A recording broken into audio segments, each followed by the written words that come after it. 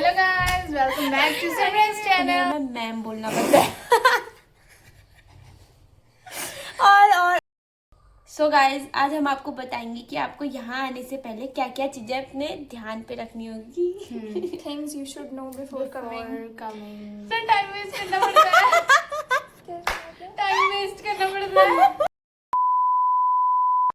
तो hello guys, welcome back to my new vlog. So आज का व्लॉग बहुत स्पेशल होने वाला है और आज के व्लॉग में आप लोगों को हम तीनों ही दिखेंगे और एक और नया इंसान जानवर इंसान। ये है हमारे रूम का चौथा इंसान भी बोल सकते हैं आप इसे, और जानवर भी। यस, सो जानवर। Moving towards the main topic. क्या सो इस ब्लॉग में हम बेसिकली आप सबको यही बताना चाहते हैं कि नर्सिंग कॉलेज में आने से पहले ऐसी कौन कौन सी चीज़ें हैं जो आपको ध्यान में रखनी है। बिकॉज जब हम आए थे तो हमें ऐसा गाइड करने वाला कोई था था नहीं। लाइक को किसी ने हमें कुछ भी नहीं बताया कि क्या क्या, मतलब यहाँ पे बहुत सारे रूल्स होते हैं जो normally I don't think so usual colleges में होते हैं, बट नर्सिंग कॉलेज में होते हैं। मेडिकल कॉलेज में ही होते हैं। तो ये लाइक इट्स अ रिचुअल।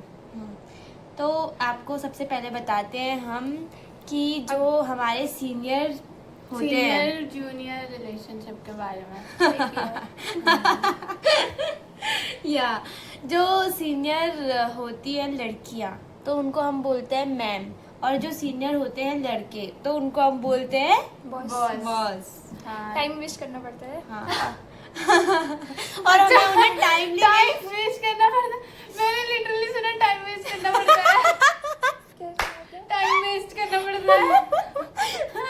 सो हमें उन्हें टाइमली विश करना पड़ता है। हाँ, सो हमें टाइमली अपने सीनियर्स को विश करना पड़ता है।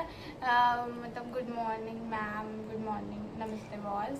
हाँ, और बॉस को हमें नमस्ते बोलना पड़ता है। यहाँ पे तो अब हम दूसरे टॉपिक पे जाते हैं। जब हम पहली बार यहाँ आए थे तो हमें कुर्ती और लेगीज पहनना था क्लास को, हाँ। और लॉन्ग कुर्ती, नॉट शॉर्ट।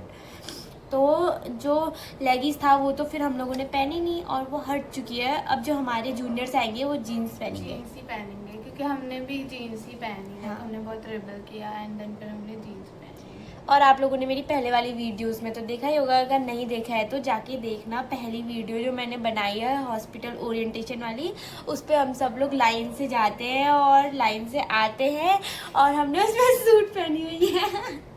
और सीनियर जूनियर जो भी, अगर आपको नाइट अटेंडर, अगर आप हॉस्टल ले रहे हो, आपको नाइट अटेंडर्स या फिर वार्डन मैम और जो भी गार्ड अंकल होते हैं तो उनको भी आपको विश करना ही पड़ता है। वैसे तो ये एज अ रिस्पेक्ट ही करता है। हाँ, एज अ रिस्पेक्ट होता है कि लाइक करना ही पड़ता है।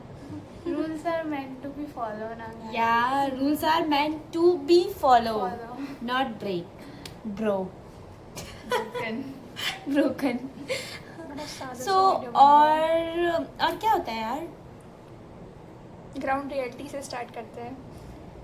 ऐसे और ग्राउंड। हाँ, अगर आपने हॉस्टल लिया है तो फिर यही है कि आई गेस स्टार्टिंग में तो कोई आउटिंग नहीं मिलती है। एंड फिर उसके बाद 1 महीने बाद मिली थी हमें। कितना टाइम बाद मिली?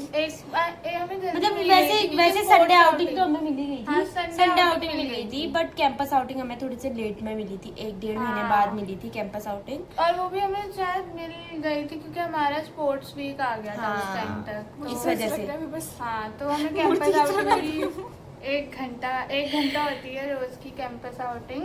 और जो संडे आउटिंग होती है वो हमें 3 घंटे की मिलती 3 है। घंटे की मिलती है, 10 से 5 के बीच में। कोई हाँ। से भी आप 3 घंटे 3 घंटे utilize यूटिलाइज कर सकते हैं।